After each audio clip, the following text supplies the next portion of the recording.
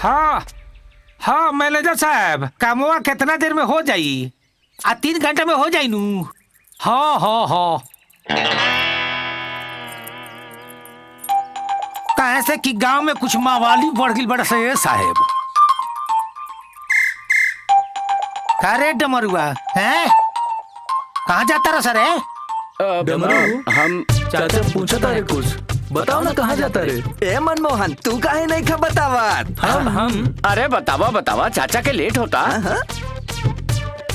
अरे चाचा डमरुआ से पूछ लेना तो बताओ, हम नहीं बताएं। हम क्या बताई?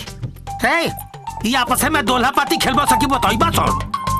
अरे चाचा, हम बैंक जाता नहीं, पैसा डाले और ओकरा बाद फिल्म लागल बा प्रमोद प्रेमी के। अरे भोजपुरी के सुपरस्टार बाबू। हाँ जासो लेट हो जाए जासो। ए चाचा, हमनी के तो तू पूछ लेला, तू कहाँ जाता रहा तनी बताई बा। हम कहाँ जाता नहीं, हम तो कोई नहीं जात। हाँ तो जा यहाँ से। अच्छा बेटा, तनी के फिल्म देखो सो, और तले हम मैनेजर साहब के साथ कागजी कार्रवाई करके आ जाता नहीं, मिस कॉल मार के। ड्रीम गर्ल से मिले के ये बा मौका। ए मुन्ना, मार दे मौका पे चौका।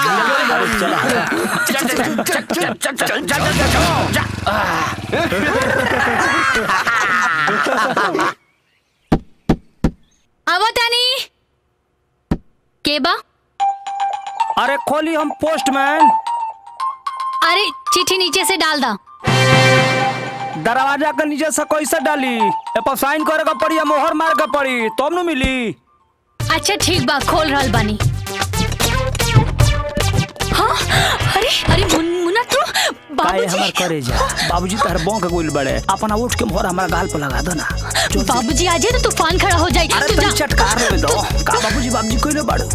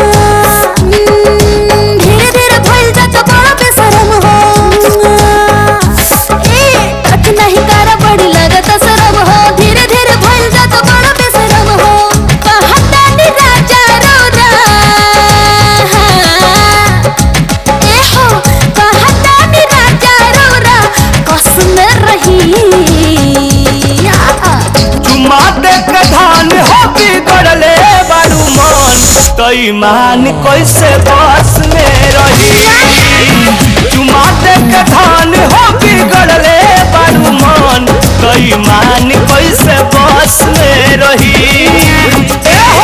चुमा दे के धान हो बिगड़ले बारू मन, तो ईमान कैसे बस में रही। बड़ी गजन कर दे बाबूजी।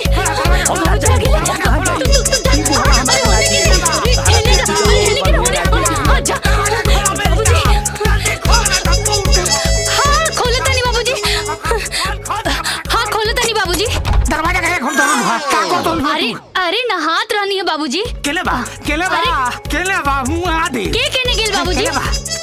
केले बा। अरे ओने केहू नहीं खे बाबूजी। केले बा बाबूजी का करतानी? हां हम ओकर आवाज सुननी है। का केकर आवाज सुननी है? मोबाइलिया के आदमी की आवाज आवत रहला। केले हुई केले बा। बाबूजी है केले गई। अरे ओने केने जाता नहीं बाबूजी? हां ऊपर नहीं क्या अलमारी में ना बाबूजी। देव। अरे बाबूजी केहू नहीं खे। हे में बका। हाय वाह